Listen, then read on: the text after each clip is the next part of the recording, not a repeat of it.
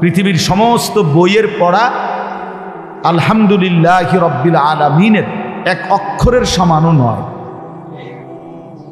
কোনোভাবেই তুলনার যোগ্য নয়। খালেকের কথা আর মখলুকের কথা বরাবর হইতে পারে, এটা কোনো তুলনারই যোগ্য না, তুলনারই যোগ্য। এজন্য বাপ কোরআনুল করিম, কোরআন সুন্নাহর ইলমের জন্য সাংঘাতিক আগ্রহ থাকতে হয় এবং খুব মনোযোগ থাকতে হয়। আমরা ছোটবেলায় মাদ্রাসায় পড়াকালীন উস্তাদদের মুখে শুনছি, আল ইলমু লা ইউতিকা বা'দাহু হাত্তা তু'তিয়াহু কুল্লা। তুমি যদি ইলমের জন্য নিজেকে পুরা দিয়ে দাও তাহলে ইলম তোমাকে কিছু দিবে, নিজেকে পুরা সঁপে দাও তাহলে কিছু পাইবা, কিছু পাইবা। এই জন্য দয়া করে 10 দিন ব্যাপী তাফসীরুল কোরআন মাহফিল, অনেক মুবারক মাহফিল, অনেক মেহনতের, অনেক ফিকিরের মাহফিল। একদিনের মাহফিলে ইন্তেজাম করতে গিয়ে ঘাম ছুটে যায়। একদিনের জন্যই প্যান্ডেল, মাইক, পোস্টার, বক্তা, একদিনের বক্তার তেল ডলতে ডলতে তেল কোম্পানি শেষ, বুঝলেন না? বক্তা আইয়ে আজ্ঞায় ফিচ্ছায়, হেন্দিয়া বেহা হইয়া যায়, হেন্দিয়া তেসরা হইয়া যায়। তা একদিনের বক্তা 3-4 জন মিল রাখতেই মাথা গরম, তা সেখানে 10 দিনের উলামায়ে কেরাম 3 জন করে হইলেও তো 30 জন। তাইলে কি পরিমাণ মেহনত করে আপনাদের এই মাহফিল। আমার উস্তাদে মুহতারাম, আপনাদের কাছে আমি গত বছরও বলছি, হুজুর আমার অনেক বেশি মহব্বতের উস্তাদ। ছোটবেলায় হুজুরেই আমারে সর্বপ্রথম এই ব্রাহ্মণবাড়িয়া দারুল আরকাম মাদ্রাসায় আনছেন। তো সবাই মিলে আপনাদের হুজুর নিজে আমার কাছে অনেকবার ফোন দিছে, বারবার, আজকেও মনে 5-7 বার ফোন দিছে, কতটুকু আসছ, কতটুকু। ড্রাইভাররা একবার ফোন দেয়, আমার একবার ফোন দেয়।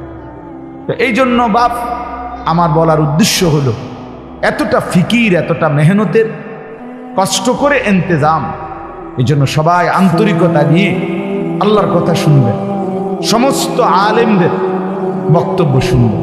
আপনাদের মহল্লার স্থানীয় ওলামায়ে কেরাম ওনারা যখন নসিহত করে সেটাও শুনবেন, অন্য হুজুররাও যখন বলে এটাও শুনবেন। জনপ্রিয়তা এটা আসলে একটা ধোঁকা, প্রধান বক্তা, বিশেষ বক্তা, এগুলো ধোঁকা, এগুলো তেমন কোনো পদবিগুলো সম্পূর্ণ বেহুদা কথা।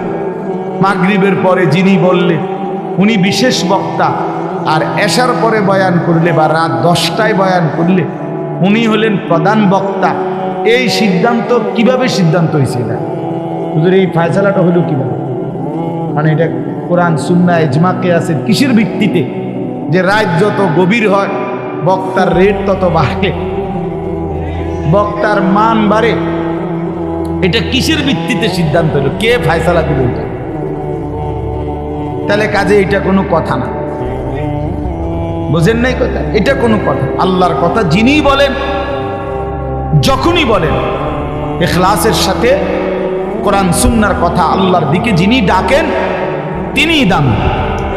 আপনার এলাকার ইমাম সাহেব তিনিও দামি, সাদের দেশের থেকে যদি হুজুর আসে আল্লাহর কসম তিনিও দামি। এই জন্য এটা একটা আমাদের ব্যারাম, আমরা জনপ্রিয়তার ধোঁকায় পড়ি। আল্লাহর ফায়সালা বড়। আল্লাহ তাআলা কাউকে 1000 মানুষের সামনে বলায়, কাউকে 10 জনের সামনে বলায়, এটা আল্লাহর ইচ্ছা। আর এখানে 10 জনের সামনে বললে উনি ব্যর্থ, আর 1000 মানুষের সামনে বললে উনি খুব সফল, এটা কে সিদ্ধান্ত দিয়েছে? না, কথাটা ঠিক আছে ভাই, উনি বোঝে নাই তো, বুঝছেন কিনা কথা? মানে কম মানুষের কাছে বললে ব্যর্থ, কথা বলেন না কেন?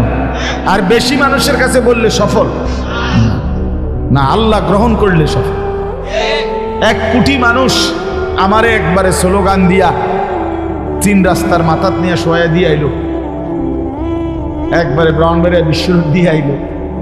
তে এরপরে আল্লাহ বললেন, আনিস আমি নিলাম না, তোমারে গ্রহণ করলাম না। তো কিসের মর্যাদা? মানুষের এই বাহাবা দিয়ে কি আসবে তখন বলেন? এই জন্য বাপ, এটা কোনো কথা না। বরং আমাদের সমাজে ইদানিং এই একটা বিভেদ, যে স্থানীয় নিজ মসজিদের ইমাম সাহেব ওলামায়ে কেরাম বয়ান করলে মনোযোগ দেয় না, আমরার হুজুর আসরের পরে কে বলে এলাকার হুজুর টুজুররা কিছু করবে, এমনি ব্যাটকায় এলাকার হুজুর টুজুররা ফাজিল কোথাকার। এটা এলাকার হুজুর বললে এটা একটা কোনো রকম হয়ে গেল। আমার একজনে বলতে একদিন, হুজুর এলাকার হুজুররা কিছু টুকটাক কিছু কইব টইব। তাই বললাম টুকটাক কি তা? আল্লাহর কথা বুঝি টুকটাক? আল্লাহর কথা ফাইজলামি? হ্যাঁ, আস্তাগফিরুল্লাহ, এটা কোনো কথা হলো? হ্যাঁ, আমরা হুজুর মানে আমরা হুজুর কিছু জানেন, এটা ঠিক না। বরং সমস্ত উলামায়ে কেরামকে কদর করা উচিত। কদর আমি অনেক সময় বলি, একেবারে দিল থেকে বলতেছি, বেতাকাল্লুফ বললাম। দূরের থেকে হুজুর আনলে বেচারার কপালে 40,000 50,000 টাকা জোটে, তারে আনতে গিয়া হ্যাঁ এতগুলো টাকার দামাদামি মুলামুলি করে আনে। অথচ নিজ মহল্লার ইমাম সাহেব সারা বছর তিনি দোয়া করে, 5 ওয়াক্ত নামাজের পরে এই মহল্লাবাসীর কবরবাসীদের জন্য, নিজেদের জন্য দোয়া করে। ওই বেচারার কপালে মাহফিলের দিনও 200টা টাকা জোটে না। এটা জুলুম আর বেইনসাফি ছাড়া আর কিছু হইতে না। এটা অন্যায় মিয়া, এটা অন্যায়, এটা অন্যায়। তোমার মসজিদের হুজুর, তোমার মহল্লার হুজুর বলে তার কোনো কদর নাই। তো যে হুজুর তোমার কাছে আসছে তিনি কোনো মহল্লার না, উনি সান্দের দেশে। আমি তো এই মাত্র সান্দের দেশের থেকে আসছি, ঠিক না? আমার চাচার বাড়ি তো সান্দের দেশ, তাইলে আমিও তো কোনো মহল্লারই, আমি তো কোনো গ্রামেরই, কোনো একটি এলাকারই। এই জন্য বাপ, কদর করা ওলামায়ে কেরামের প্রত্যেকের নসিহত আপনার আন্তরিকতার সাথে শুনবেন। যিনি মনোযোগ দিবেন ইনশাআল্লাহ, আমি বললাম তো, তার জীবন ধীরে ধীরে পরিবর্তন হবে। মনোযোগ না হলে, আল্লাহর কোরআনের প্রতি শতভাগ আগ্রহ না থাকলে কাঙ্ক্ষিত ফলাফল আসবে না। আরবি ভাষার একটা গুরুত্বপূর্ণ মূলনীতি আছে যে নতিজা আরজালের তাবে হয়। এটা আপনি বুঝেন, ছেলেরা তোমরাও বোঝো ভাই। ফলাফল নিকৃষ্টতার অনুপাতে হয়। ভালো এবং মন্দ দুইটা একসাথে মিশে গেলে ফলাফল আসে মন্দটা। যেমন সহজ উদাহরণ, একটি পানির টাঙ্কি 500 লিটারের, 500 লিটারের মনে করেন একটা গাজি টাঙ্কি পানির, এখানে 499 লিটার মোটর দিয়া পবিত্র পানি পুরাইছে। 1 লিটার এটার সাথে পেশাব দিছে, এই মিট 500 লিটার। এখন হইল কয় লিটার? 500 লিটার। তাহলে 499 লিটার পবিত্র পানি, 1 লিটার নাফাক পানি পেশাব একত্র হওয়ার পরে এখন এই পানির হুকুম কি বলেন? সবাই বলে। তাইলে কি আসলো? ফলাফল আসলো কোনটার? মন্দটা। ভালো এবং মন্দ মিশার পরে ফলাফল আসছে কোনটা? এইটারে কয় নতিজা আরজালের তাবে হয়। ফলাফল নিকৃষ্টতার অনুপাতে হয়।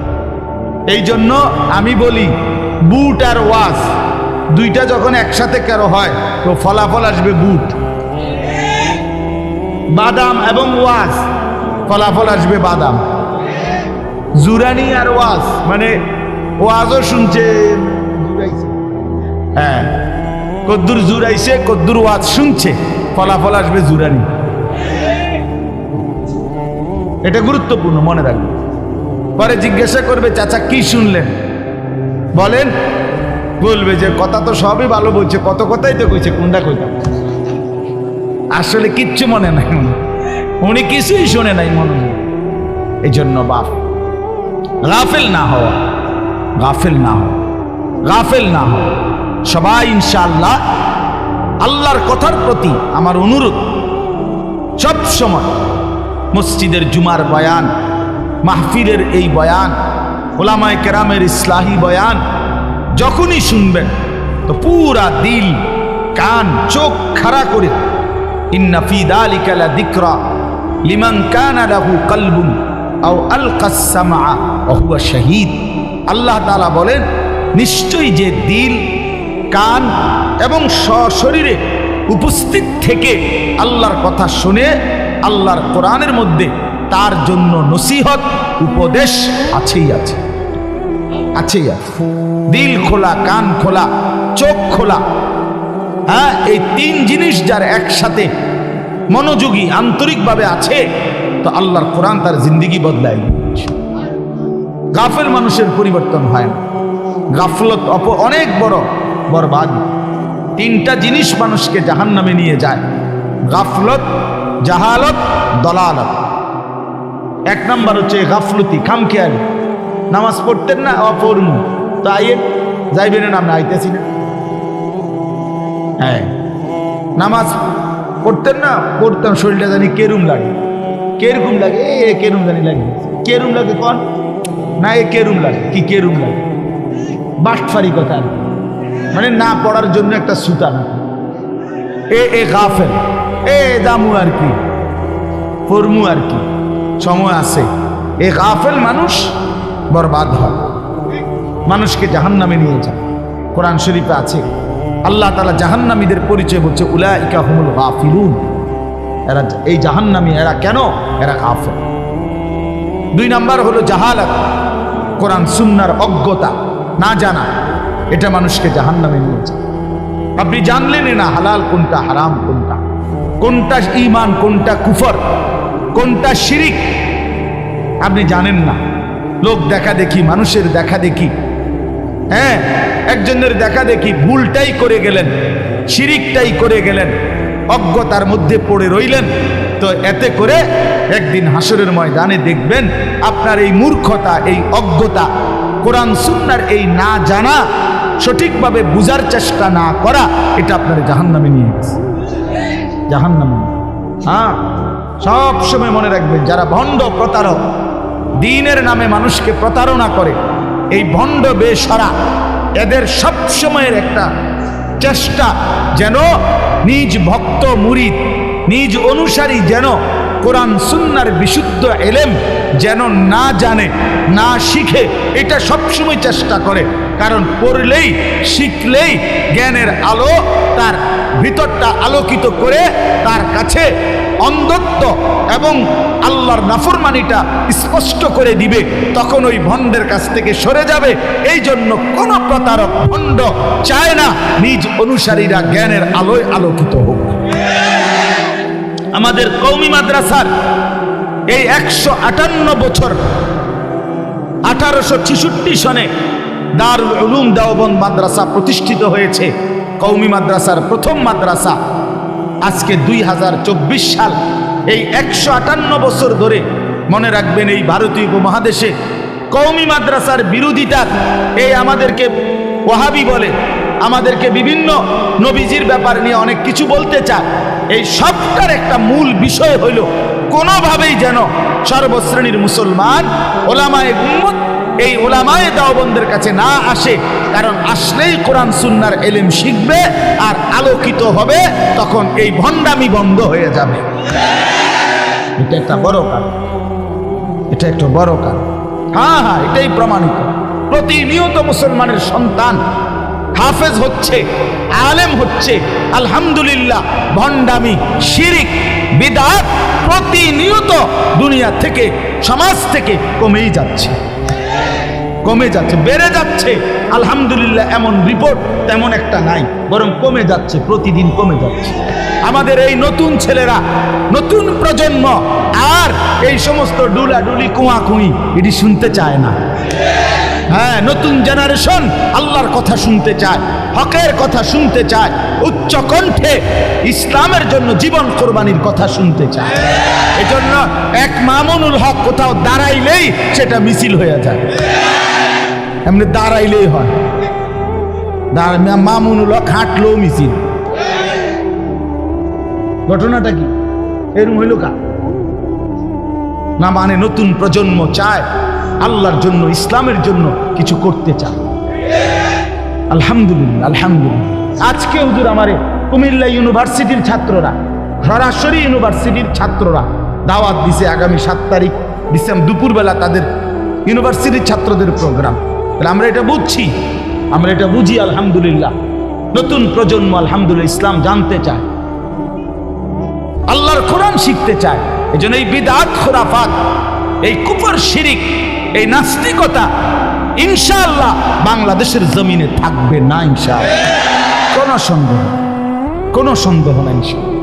বাংলাদেশের গলিতে গলিতে, রাস্তার মোড়ে মোড়ে, প্রতিটা আনাচে কানাচে আল্লাহর দয়ায় অসংখ্য অগণিত ছোট বড় কওমি মাদ্রাসা প্রতিষ্ঠিত হয়েছে। এটা প্রমাণ করে এদেশের মানুষের সাথে সম্পর্ক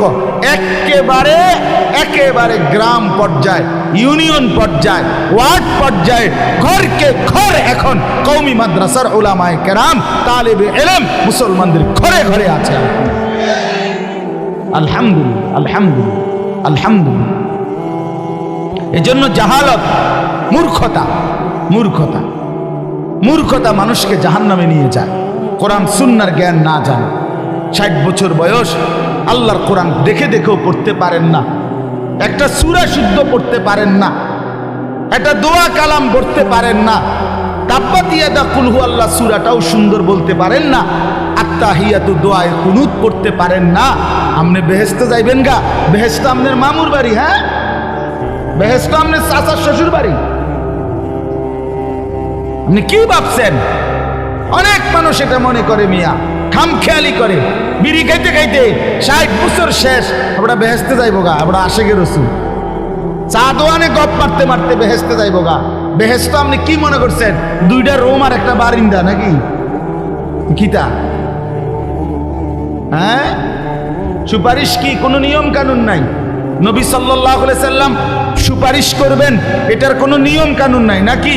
হ্যাঁ, আপনার মুখে বিড়ি, সিগারেট, 40 বছর ধরে সুদের ব্যবসা করেন, হারাম রোজগার করেন, 30 বছর ধরে আপনার ঘরে প্রতিদিন রঙিন টেলিভিশন চলে, আমনের বেটি, আমনের বিবি, ছেলে মেয়ে, নাতি নাতনি সব 24 ঘন্টা প্রতিদিন নাটক, সিনেমা, নাচ গান দেখে ছেলেটা খোদার 365 দিনে একদিনও ফজরের নামাজ পড়ে না, মেয়েটা ফজরের নামাজ পড়ে না, 30 বছর ধরে কাস্টমারকে ঠকাইতেছেন, ওজনে কম দিতেছেন, মিথ্যা বলতেছেন, সুদের লেনদেন করতেছেন, কিস্তির লেনদেন করতেছেন, এত বাটফারি কইরা নবী দাঁড়াইলেই আপনারা সুপারিশ কইরা বেহেশত দিবেন না? এই তো না, কোনো নিয়ম কানুন নাই।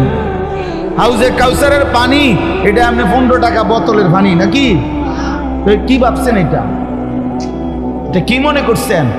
রাসূলুল্লাহ সাল্লাল্লাহু আলাইহি সাল্লাম বলেছেন যে একবার এই পানি পান করবে, লাম ইয়াজমা আবাদান, সে আর কোনোদিন তৃষ্ণার্ত হবে না। এতটা আজিমুশান দামি পানি, এতটা দামি নিয়ামত আল্লাহর নবী সাল্লাল্লাহু আলাইহি সাল্লাম জানতেন ভাবে দিয়ে দিবেন। কি মনে করছেন এটা? এর জন্য বাবা দিন শিখেন। আপনাদেরকে বলছি, এই এক মাহফিল যথেষ্ট না, ওয়াজ মাহফিল আপনাদেরকে আমরা উৎসাহিত করি, আপনাদেরকে বিবেক জাগাইতে চেষ্টা করি।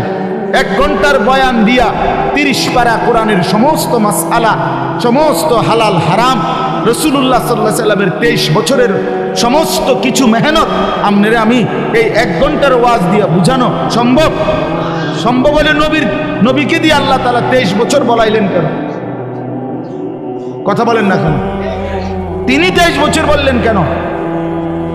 নূহ আলাইহিস সালাম 950 বছর বললেন কেন? এই জন্য দিন শিখেন। বয়স্ক বাবাদেরকেও বলি, দিন শিখেন, আল্লাহর কোরআন শিখেন। প্রয়োজনীয়, জরুরি, সবাইরে বলি না দাওরায়ে হাদিসে ভর্তি হইতে, সবাইরে বলি না, কিন্তু প্রয়োজন পরিমাণ যেটুকু হলে আমার আখিরাত জান্নাত হবে, জাহান্নাম থেকে বাঁচবো, হালাল হারামের বিষয়গুলো, জায়েজ না জায়েজের বিষয়গুলো, মৌলিক প্রয়োজনীয় সূরা, কেরাত, দোয়া, কালাম, ওযু, গোসলের সহি নিয়ম কানুন, আপনি এতটুকু শিখবেন না? কথা বোঝেন নাই? অসংখ্য মুসলমান ঠিকমতো ফরজ গোসল করতে জানে না। আমি চ্যালেঞ্জ করলাম এখানে এখন আমি ডাক দেই, এই কলেজ, ইউনিভার্সিটি, স্কুলের এই যে জেনারেল ছেলে দাঁড়িয়ে আছে, বসে আছে, আমি দাঁড় করাই এখানে। লজ্জা দেওয়া না, আমি বুঝাইতে চাই, কেন শিখবে না? সে মুসলমানের সন্তান না? তার বাবা তারে এই জ্ঞান থেকে বঞ্চিত করলো কেন? তার মা তার উপর এত বড় জুলুম করলো কেন? কয়টা ভাত খাওয়ানোর লাগে তারে এতটি বই পড়াইলো, অথচ একদিন সে দেখে যে এই পড়াইগুলা ছাড়াও কত মানুষে মূর্খ হইয়াও ভাত খায়, দুনিয়া ভোগ করে, বিয়া করে, বাড়ি করে, গাড়ি করে, নেতাগিরি করে, মাতবুরি করে, অথচ নামটাও দস্তখত করতে পারে না, টিপসই দেয়। তো হেঁটে খায় করতে কথা বলে। দুনিয়াতে এমনি অর্জন হয়। দুনিয়া তো বুবা মানুষও ভোগ করে মিয়া। বুবা বুবা যে কথা বলতে জানে না সে বিয়া করে না।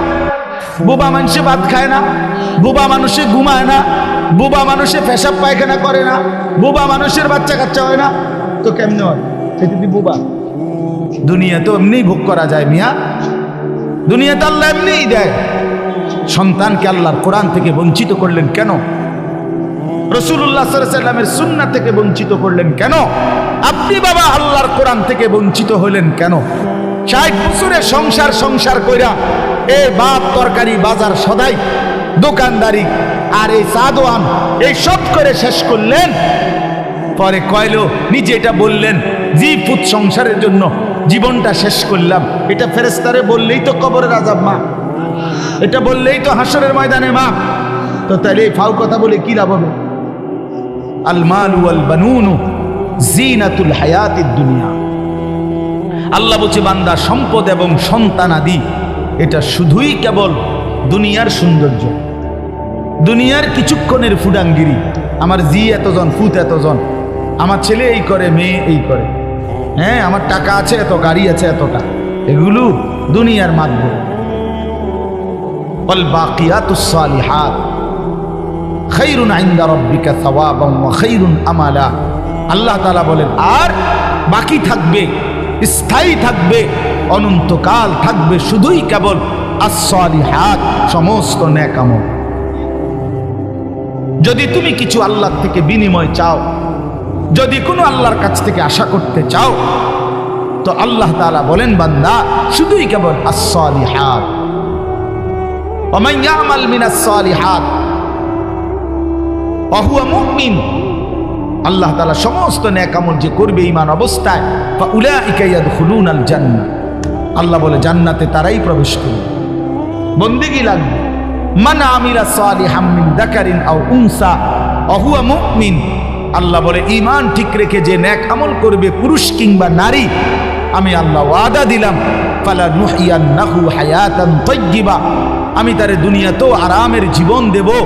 ওয়ালা নাজজিয়ান্নাহুম আজরাহুম বিআহসানি মা কানু ইয়ামালুন, আর আখিরাতে তার সমস্ত নেক আমলের সর্বোত্তম বিনিময়, সর্বশ্রেষ্ঠ নিয়ামতে ভরা জান্নাত দিয়ে দেন। আল্লাহর ওয়াদা। বা মূর্খ হইয়েন এই সমস্ত ধোঁকাবাজি। আমার একদিন হুজুর একজনে বলে, হুজুর আপনারা যেরকম নামাজ করেন, ওয়াজ করেন, ভালো কাজ করেন, আমিও তো সারাদিন মেল মিটিং দেন, দরবার মানুষের বিভিন্ন বিচার আচারের ফয়সালা করে দেই, এগুলো তো ভালো কাজ বা বরাবর বরাবর। হ্যাঁ হ্যাঁ বরাবর। মেল মিটিং এর নামাজ সমান সমান সমান সমান আমরা মনে করছি। তো তো কি বুঝছে তো আনবাহিকা কথা বুঝেন নাই? এটা হইল কথা। নামাজের বিকল্প আপনার এই মেল মিটিং, তাইলে এই জন্য ধোকা না খা। এটা আমি জরুরি বললাম। অনেক বাবাদের এটা ফিকির, সংসারটার লেগে জীবন শেষ করলাম, তো করলেন আর কি বুঝলাম, এরপরে কবরে কি বলবেন, আখিরাতে কি বলবেন, কি বলবেন? হ্যাঁ কিভাবে বলবেন? হাদিসের মধ্যে আছে কোন নেককার বান্দা যখন 3টি প্রশ্নের জবাব কবরে দিতে পারবে, তো ফেরেশতারা জিজ্ঞাসা করবে যে তুমি এই প্রশ্নের উত্তরগুলো সঠিক কিভাবে দিতে পারলে? তখন সে বলবে আমাদের কাছে আল্লাহর নবী সাল্লাল্লাহু আলাইহি সাল্লাম এসেছেন এবং তিনি আমাদেরকে এই ব্যাপারে শিখিয়েছেন, আমরা তার থেকে এই ইলম অর্জন করেছি। ইলম অর্জন, ইলম তাকে কবরে উপকার করবে, ইলম তাকে আখিরাতে উপকার করবে, ইলম তাকে জান্নাতে উপকার করবে। এজন্য ওই 2 নাম্বার কথাটা একটু বড় করে বললাম। জাহালত, অজ্ঞতার, মূর্খতা, না জানার কারণে মানুষ জাহান্নামী হবে। নামাজ পড়ে প্রতিদিন সেজদা দিলে পিছনের 2 পাও আপনার 2 ঠ্যাং উঠায় এলায়, মানে দুনো পাও একবারে একটু আর মাটির সাথে থাকে না। আমি নিজ চোখে দেখছি এরকম বহু লোক। তো পাও যদি ছুটে যায় পিছন দিয়া আপনার, তা তাইলে নামাজ কি হলো? নামাজের দাঁড়ানো কিয়াম এইটাই তো ছুটে গেল। তা আপনি এটার মাসালা জিজ্ঞাসা করেন হুজুর। তাইলে নামাজ সুন্নত কি, ফরজ কি, ওয়াজিব কি, এর কি কোনো নিয়ম কানুন? শুধু উড়ুন নামন 4 রাকাত সুন্নত পড়ে 1 থেকে 1.5 মিনিট লাগে, ওইটা কি নামাজ? আমার একজন একদিন বলি, হুজুর তারাবি বিতির আল্লাহর রহমতে হুজুর আমগো এরম টনটন না হেরার হুজুর কয় যে হুজুর শুধু টেরও পাই না। তা আমি বললাম 20 রাকাত তারাবি, 3 রাকাত বিতির, 4 রাকাত ফরজ, এতটি নামাজ পড়ো আপনার শরীরে কদ্দুর টেরও পান না। আপনি এটা কি নামাজ পড়েন? কি মেশিন লাগাইলেন? এটা জাপানি? হ্যাঁ, টেরও পান না? এটা কি ধরনের নামাজ? হাদিসের মধ্যে আছে, তাফসীরের মধ্যে আছে, সাহাবায়ে কেরাম আল্লাহর প্রিয় বান্দাগণ আল্লাহ পাকের ইবাদত রাত্রিবেলা এই পরিমাণ করতেন যে একটা পর্যায়ে আইসা 2টা পাও হেসরাইয়া হেসরাইয়া তারপরে বিছানায় বিশ্রামের জন্য যাইতেন। মানে আর সোজা হয়ে হাঁটতে পারতেছে না ক্লান্তির কারণে, এই পরিমাণ মেহনত করতে হচ্ছে। ইজা ফারাগতা ফানসাব, আল্লাহ বলছে সারাদিন আপনি, নবীকে বলছে বন্ধু নবুয়তের সমস্ত কাজ যখন আপনার শেষ হবে, এবার রাত্রিবেলা আপনি কঠোর ইবাদতের জন্য পরিশ্রম করুন। ফানসাব স্বাভাবিক মামুলি ইবাদত না, রাত্রিবেলা এবার ফানসাব আপনি লম্বা দোয়া, লম্বা তেলাওয়াত, লম্বা সেজদা, লম্বা তাহাজ্জুদ, লম্বা ইবাদত বন্দিগির মধ্যে এভাবে লেগে যান যেন ভীষণ কষ্ট অনুভূত হয়, কষ্ট হয়, শরীরের মধ্যে কষ্ট অনুভব হয়। ফানসাব অর্থই তাইলে আপনি কোন আপনার 24 রাকাত 27 রাকাত নামাজে 13 পান না, আপনি কি মেশিন লাগানো? খামখেয়ালি এটা। এজন্য বাপ আমার দিন শিখেন। বয়স্ক বাবা আপনাদেরকেও বলি, 90 বছর বয়স হোক আজই শিখবে। মা অনেক বয়স্ক লোকের একটা বদ অভ্যাস, বললে কয় হুজুর ইডি আর আমগর কইয়া লাভ নাই, হে হায়াত আর নাই, আর আল্লাহ আল্লাহ করে কোন রকম কবরে যাও। আল্লাহ আল্লাহ বুঝি বলছে আপনারে যে তুমি আল্লাহ আল্লাহ করে কোন রকম কবরে যাইতে বলছে? বলছে পূর্ণ মুসলমান হয়ে কবরে যাও। ওয়ালা তামুতুন্না ইল্লা ওয়া আনতুম মুসলিমুন, পুরা মুসলমান হয়ে 100 তারপরে কবরে যাইতে বলছে। এই জন্য কোন রকম মইরেন না, কোন রকম আরো কিছুদিন আপনি দুনিয়ার থাকেন, তাই আরো কবে আপেল মালটা খাইতে পারবেন, আর নাই তো কবরে পিঠটা সোজা করে ফেলবে একদম। হ্যাঁ হ্যাঁ, প্রতিটা নাফরমানের কবর বড় বেশি ভয়ানক হবে, ভয়ানক হবে। আল্লাহর নবী সাল্লাল্লাহু আলাইহি সাল্লাম বলেন, একজন ফেরেশতা এসে তাকে ফায়ুদরাবু লাহু বিমিতরাকাতিন মিন হাদীদ দারবাতান বাইনা উযুনাইহি, নাফরমানের কবরে ফেরেশতা এসে লোহার হাতুড়ি দিয়ে এত জোরে 2 কান বরাবর আঘাত করবে, ফায়াসিহু সাইহাতান, নাফরমান একটা চিৎকার মারবে, ইয়াসমাউহা মান ইয়ালিহি ইল্লা সাকালাইন, মানুষ এবং জিন ব্যতীত আল্লাহর সমস্ত সৃষ্টি নাফরমানের চিৎকার শুনতে পাবে। কবর কি খামখেয়ালি মনে করছে? আল্লাহর নবী সাল্লাল্লাহু আলাইহি সাল্লাম বলেন, নাফরমানের কবর তাকে এত জোরে চাপ দিবে, ডান পাশের মাটি বাম দিকে, বাম দিকের মাটি ডান পাশে চলে আসবে, হাত্তা তাখতালিফা আদলাউহু। আল্লাহ রাসূল উদাহরণ দিয়ে বুঝাইছে, ডান পাশের হাড্ডি পাঁজর ভাঙ্গা বাম পাশে ঢুকে যাবে, বাম পাশের গুলো ডান পাশে ঢুকে যাবে। কেমন ঢুকবে কেমন ভাবে? হাত্তা তাখতালিফা আদলাউহু। এই যে বাপ, এইটা দেখেন, এই 2 আঙ্গুল যেমন একটা আরেকটার ভিতরে ঢুকে গেছে, এই 2 পাশের পাঁজরের হাড্ডি একটা আরেকটার সাথে এইভাবে ঢুকে যাবে। কি মনে করছেন বাপ? এই ছেলেরা কি মনে করছো মিয়া? সারা রাত উলঙ্গ ছবি দেখো, নর্তকীর নাচ দেখো, মোবাইলে নারীর দৃশ্য দেখতে দেখতে জিন্দেগি নষ্ট করে ফেলছো। শরীরও নাপাক, প্যান্টও নাপাক, অসভ্য অপদার্থ জানোয়ার হাইওয়ান মানুষের ঘরে জন্ম নিয়ে, মুসলমান বাবার ঘরে জন্ম নিয়ে, এক পবিত্র মায়ের দুধ খেয়ে নিজের পরিচয় মুসলমান এটা মনে রেখে এত বড় জঘন্য অপকর্ম কেমনে করো? বলো অসভ্য ছেলে, বলো কোন মার ঘরে জন্ম নিছো নাফরমান? খোদার 365 দিনে কোনো দিন ফজরের নামাজ পড়ো না, এত বড় জানোয়ার মুসলমানের বাচ্চা হয়? এত বড় জানোয়ার মুসলমান হয় কিভাবে? এত বড় হাইওয়ান কিসের মুসলমান? এটা এই অপদার্থ কিসের মুসলমান? এত চতুষ্পদ জন্তু।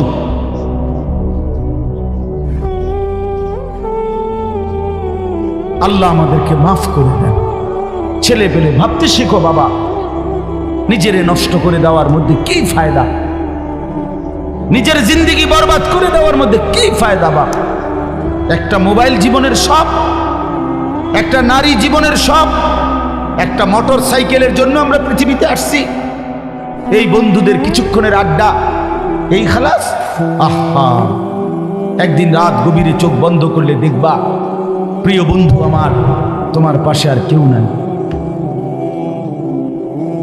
একদিন এই পৃথিবীর সব আলো বাতাস চলবে, এই পৃথিবীর গাড়ি ঘোড়া চলন্ত, বাতাস রোদ বৃষ্টি সব থাকবে, পৃথিবীর মানুষগুলো দৌড়বে ছুটবে, মৃত্যু তোমার একদিন একদম নিস্তব্ধ করে দিবে। সেদিন দেখবে সবাই ব্যস্ত, তুমি কেবল শান্ত। সেদিনও দোকান খুলবে, সেদিনও রোদ উঠবে, সেদিনও বৃষ্টি ঝরবে, সেদিনও হাজারো মানুষের ব্যস্ততা থাকবে, শুধু তুমি বন্ধু থাকবা না, তুমি বন্ধু থাকবা না। হ্যাঁ প্রিয় ভাই আমার, এটা জরুরি বিষয়, বুঝতে শিখো। নিজের ভালো, নিজের কল্যাণ, এটা বহুতই জরুরি বাপ, বহুতই জরুরি। যাই হোক, আমি লম্বা করে ফেলছি আমার কথা। তৃতীয় কথা হলো দলালাত। কোনো ব্যক্তি হকের রাস্তা, জান্নাতের রাস্তা, সঠিক রাস্তা থেকে পথ হারিয়ে ফেলা, কুফরির মধ্যে লিপ্ত হলো, শিরিকের মধ্যে লিপ্ত হলো, বিদআতের মধ্যে লিপ্ত হলো, সামাজিক বদরসম কুসংস্কারের মধ্যে লিপ্ত হয়ে গেল।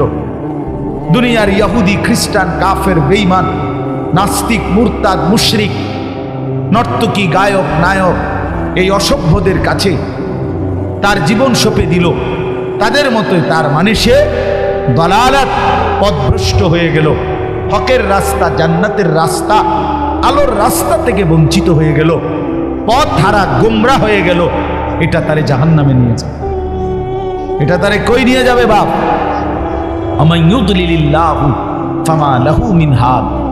আল্লাহ কোরআনে বলছে, আল্লাহ যাকে পথ হারা করে দেয় সে আর কোথাও কোনো পথ প্রদর্শক পায় না। আল্লাহ থেকে যদি কারো বন্ধন ছুটে যায় বন্ধু, তার জন্য আর কোনো পথ প্রদর্শক নেই। কোরআনের সরাসরি আয়াত আল্লাহ বলছে। হ্যাঁ, আল্লাহ তাআলা বলছে কোরআন শরীফে কতভাবে বলছে আল্লাহ যে নাফরমানদের পুরাটা জিন্দেগি কেমন কেমন? আমালুহুম কারামাদিন ইশতাদ্দাত বিহির রিহু ফি ইয়াউমিন আসিফ। আল্লাহ তাআলা বলছে সমস্ত বেঈমানের জীবনটা, তার মেহনত, তার কর্মকাণ্ড আল্লাহকে ছেড়ে দিয়ে ভুল পথে চলে, নাফরমানির রাস্তায় চলে, তার জীবনটা হলো এমন যে ছাই বোঝেন, চুলার যে ছাই, এই ছাই কোনো ব্যক্তি রাস্তার মাঝখানে মনে করেন এক পাশে এমন জায়গার মধ্যে স্তূপ দিল, অনেক ছাই, একটা ঝড়ো বাতাস, একটা প্রচন্ড বেগে বাতাস এসে এই ছাইগুলোকে পলকের মধ্যে, মিনিটের মধ্যে উড়াইয়া ফেললো। আল্লাহ পাক করেন সমস্ত কাফের বেঈমান নাফরমান পাপী সারা জিন্দেগীর সমস্ত কর্মকাণ্ড ওই ছাইয়ের মতো প্রচন্ড বাতাস যেটাকে মিনিটের মধ্যে উড়িয়ে ফেলে। কারামাদিন ইশতাদ্দাত বিহির রিহু ফি ইয়াউমিন আসিফ। আল্লাহ তাআলা বলেন, আল্লাহ বলেন আমালুহুম কাসারাবিন বিকিআতিন ইয়াহসাবুহু যামআনু মাআ হাত্তা ইযা জাআহু লাম ইয়াজিদহু শাইআ। আল্লাহ বলে সমস্ত নাফরমান পাপী তার জীবনটা হলো ওই মরিচিকার মতো, যে রাস্তার এই পাশ থেকে প্রচন্ড রৌদ্রে, এই পিচ ডালা রাস্তায় দূরে তাকাইলে মনে হয় যেন পানি থই থই করতেছে রাস্তার উপরে রৌদ্রের মধ্যে। দৌড়াইয়া তৃষ্ণার্ত ব্যক্তি পানির আশায় যখন সেখানে যায়, গিয়ে দেখে লাম ইয়াজিদহু শাইআন, কিছুই নাই, সেটা মরিচিকা। সেটা ধোঁকা। তো আল্লাহ তাআলা বলেন, আল্লাহকে বাদ দিয়ে আখিরাতকে ভুলে গিয়ে, ইবাদতকে ভুলে গিয়ে, নামাজ রোজা হালালকে ভুলে গিয়ে, বাপ বন্ধু জওয়ান বুড়ো আমি আপনি সবাই রে বলছি, আল্লাহ তাআলা যেন বলেন, আল্লাহ বলেন যেন এটা ওই বেঈমানের মতো যে মনে করেছিল সেটা পানি, কিন্তু গিয়ে দেখে কিছুই না, কিছুই না। আমি তো সবসময় বলি বাবা, এ ঘর বাড়ি দালান বিল্ডিং খাট ফার্নিচার সোফা যা সাজাইলেন, আপনি মরার 20 বছর পরে আপনি নিজে আইসা একদিন কবর থেকে ফেরেশতারে একটু বইলা হয়ে, ভাই আমি শুধু জামু আর আসবো আমার ঘরে, আমি মরার আগে বিশ্বাস করো ভাই নিজে দাঁড়াইয়া থাইকা সোফাডি বানাইছি, খাট বানাইছি, ফার্নিচার বানাই, 6টা চেয়ার বানাইছি, এত সুন্দর করে একটা ডাইনিং টেবিল বানাই দিয়ে আসছিলাম। আজ 20 বছর পরে আমার মনে পড়ছে ফেরেশতা আমার ঘরের আসবাবগুলো আসেনি কিন্তু চাইয়াই, শুধু দেখে আইসা বলবো, আমি আর পরে থাকতাম না কইলাম। তো ফেরেশতা যদি কোনো কারণে অনুমতি দেয় তা আইসা দেখবেন, খোদার কসম আপনার 20 বছর পরে আপনার সাজানো সেই ফার্নিচার আসবাবপত্র কিচ্ছু নেই, আপনার ঘরে না। যদি জিজ্ঞাসা করেন ছেলে মেয়ে নাতি নাতনিকে সেগুলো কোথায়, বলবে দাদা এগুলো আর এখন চলে না, এই মডেল আর এখন বাজারে চলে না, এই জন্য এগুলো ফেলে দিছি, ফেলে দিছি। এরই নাম দুনিয়া, এর জন্যই জীবন শেষ করবে। অতএব এই 3 জিনিস খেয়াল করা। 1 নম্বর গাফলত বলেন, 2 নম্বর জাহালত, 3 নম্বর দালালত। 1 নম্বর হলো খামখেয়ালি, অবহেলা, কর্ম করতেছি। আরেকটা হলো অজ্ঞতা, মূর্খতা, না জানা। আরেকটা হলো পথ হারিয়ে ফেলা, পথভ্রষ্ট হয়ে যাওয়া। আল্লাহ তাআলা আমাদেরকে এই 3টি মুসিবত থেকেই হেফাজত করেন। আল্লাহ তাআলা আমাদেরকে জান্নাতের পথ, সিরাতে মুস্তাকিমের পথ আল্লাহ তাআলা আমাদের জন্য আলোকিত করে দেন, আলোকিত করে দেন। প্রিয় ভাই আমার, এই আমি সহজ কথাই এটা বলতে চাই, এই মাহফিল, এই ওয়াজ, আমরা আসলে উলামায়ে কেরাম উম্মতের ফেরিওয়ালা। আমরা একটা কথা বিশ্বাস করি, ফেরিওয়ালা জানে তার মালামাল যদি 2 ঘন্টায়ও বলার পরেও কোনো কাস্টমারও যদি একজনও না আসে তার সামনে, তারপরেও ফেরিওয়ালা তার বলা বন্ধ করে না, গলি গলি সে শুধু চিৎকার করতেই থাকে, কবি ইধার কবি উধার, কবি ইধার কবি উধার, কখনো এদিকে কখনো সেদিকে। ফেরিওয়ালা তার মাল নিয়ে গলি গলি ঘুরতে থাকে, সেভাবে আমার মাল কেউ না কিনুক আমাকে বলতেই হবে। উলামায়ে কেরাম উম্মতের ফেরিওয়ালা আপনাদের দুয়ারে দুয়ারে ঘুরে ঘুরে আপনাদের কাছে আল্লাহর কথা, আখিরাতের কথা, পরকালের কথা